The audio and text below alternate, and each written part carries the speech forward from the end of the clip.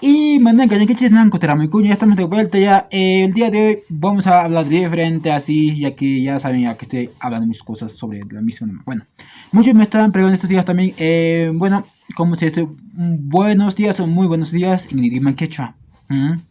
Pues es algo fácil. Así que si eres nuevo, por favor, suscríbete, te pido por favor, suscríbete para que no te pierdas de nada, bueno. Y pues yo sé que me estás viendo estos videos, pero aún no estás suscrito, pero quizás te estás olvidando, pues en este momento te estoy diciendo, recuerda que suscríbete aquí abajo. Si me estás mirando en TikTok, pues sígueme. También tengo TikTok, ¿eh? También tengo, pues, canal de YouTube, también Facebook tengo. Bueno, vamos al grano, bueno. Buenos días, o muy buenos días. En el lenguaje se dice así. Buenos días, en el lenguaje se dice. Ay, punchay.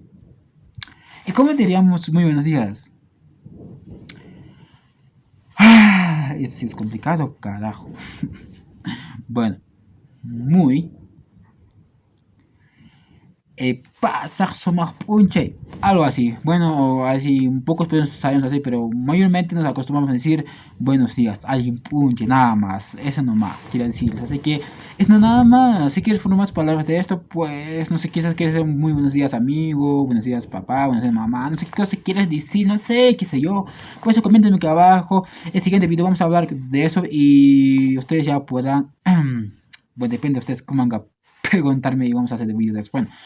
No alcancé Cipriano Rodríguez, que no cuenta topa con escama, topa con escama,